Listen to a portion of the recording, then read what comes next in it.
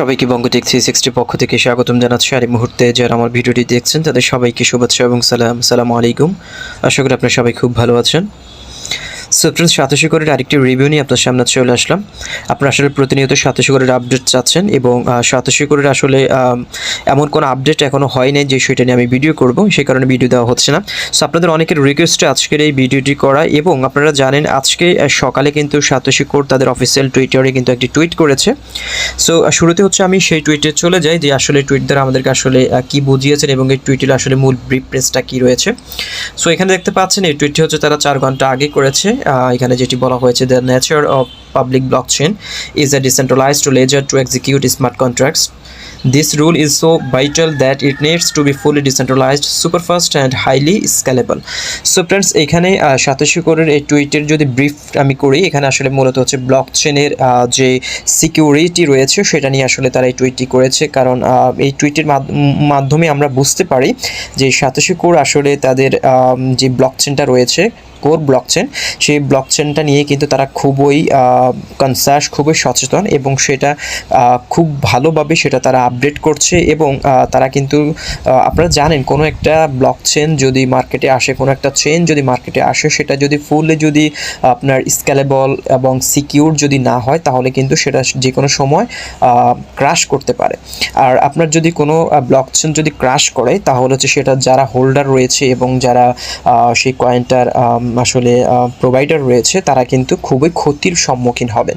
So satoshi core চাইলেই কিন্তু তারা মেইনেটটা লঞ্চ করে দিতে পারে। তারা কী কারণে করছে না, মূলত হচ্ছে তারা তাদের ব্লকচেনটাকে খুব ভালোভাবে তারা হচ্ছে সেটা সিকিউর করছে এবং সেফটিটা খুব ভালোভাবেই তারা সেটা নিশ্চিত করার জন্যই কিন্তু তারা একটু সময় নিচ্ছে। সো আপনারা যদি মনে করেন যে সাতোশি কোর যদি এখনই লঞ্চ করে ফেলে, ইন ফিউচারে যদি আগামী 2 মাস 4 মাস অথবা 6 মাস পরে যদি এই ব্লকচেনটা যদি ক্র্যাশ করে তাহলে আলটিমেটলি কিন্তু ক্ষতির সাধন হবে আমাদেরই। আমরা যারা এটা দীর্ঘদিন যাবত মাইনিং করেছি, দীর্ঘ 1-2 বছর যাবত মাইনিং করেছি, তারাই কিন্তু ক্ষতির সম্মুখীন হব। সো আমাদের চেয়েও কিন্তু তার চেয়েও বেশি ক্ষতির সম্মুখীন হবে হচ্ছে কোর টিম, যারা হচ্ছে এই চেনটা ডেভেলপ করেছে। কারণ তাদের এখানে মিলিয়ন ডলার কিন্তু অলরেডি ইনভেস্টমেন্ট হয়ে গিয়েছে এবং তারা যদি একটা মার্কেট ক্যাপ নিয়ে যদি এটাকে মার্কেটে লঞ্চ করে তারপরে যদি এটা ক্র্যাশ করে তাহলে কিন্তু ক্ষতির সম্মুখীন তারাই হবে। এই কারণেই কিন্তু তারা পুরোপুরি 100% সিউরিটি না দিয়েই কিন্তু তারা এটার মেইনেটটা লঞ্চ করছে না। এবং আপনারা জানেন সাতোশি কোরের যে অন্তর্বর্তীকালীন ইন্টারনাল যে ডেভেলপমেন্টগুলো রয়েছে সেগুলো কিন্তু তারা অলরেডি কমপ্লিট করেছে এবং সেগুলো কমপ্লিট করে কিন্তু তারা অলরেডি এটাকে অডিট করার জন্য কিন্তু হচ্ছে লিস্ট অথরিটির কাছে হস্তান্তর করেছে এবং লিস্ট অথরিটি সেটাকে খুব পুঙ্খানুপুঙ্খ এবং সূক্ষ্মভাবে কিন্তু সেটাকে অডিট করছে। সো অডিটটা যাদের যখন শেষ হবে তখনই তারা মেইনেটটা লঞ্চ করবে। যদিও তারা বলেছিল 3rd কোয়ার্টারে, তারা সেপ্টেম্বরের 30 তারিখের মধ্যে হচ্ছে এটা মেইনেটটা লঞ্চ করবে, কিন্তু তারা সেটা দিতে পারলো না। আজকে 1 অক্টোবর। সো আমাদেরকে ওয়েট করতে হবে, কারণ ওয়েট করা ছাড়া আর কিছু করার নেই। এবং আপনাদের মাইনিংটা সচল রাখতে হবে। যদি আপনি মনে করেন যে মাইনিংটা অফ করে দেবেন তাহলে করে দিতে পারেন, সেটা আপনার ইচ্ছা। কারণ আপনার দীর্ঘদিনের যে কষ্টটা রয়েছে সেই কষ্টটা যদি আপনি ভ্যানিশ করতে চান, সেই কষ্টটা যদি আপনি ফল যদি না নিতে চান, মনে করেন কষ্টটা যদি বৃথা চলে যায় এরকমটা যদি মনে করেন, তাহলে আপনি চাইলে আপনার অ্যাকাউন্টটা ডিলিট করতে পারেন। আপনাকে কেউ এখানে ফোর্স করছে না মাইনিংটা করার জন্য। সো আমাদের চেয়েও কিন্তু সাতোশি কোর টিমটা এটা মেইনেটটা লঞ্চ করা খুবই ইন্সপায়ার্ড।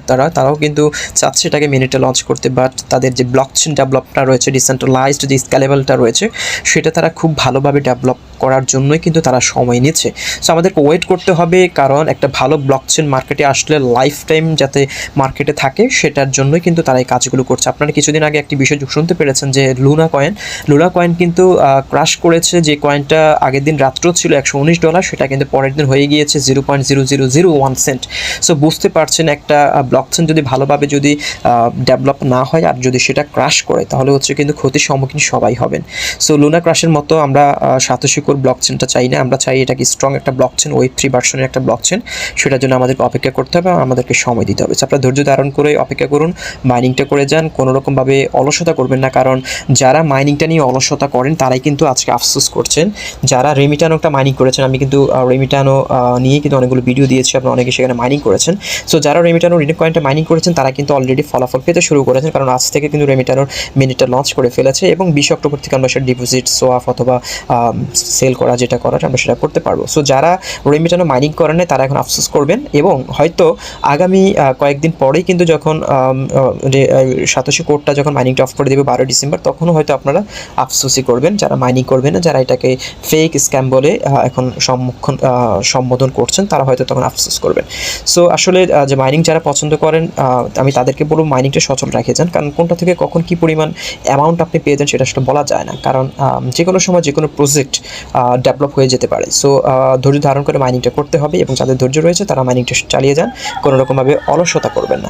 সো ফ্রেন্ডস, হচ্ছে মোটামুটি আজকের আপডেট। দেখা যাচ্ছে পরবর্তী ভিডিওতে সাথে সাথে নতুন আপডেট নিয়ে। ততক্ষণ ভালো থাকুন, সুস্থ থাকুন।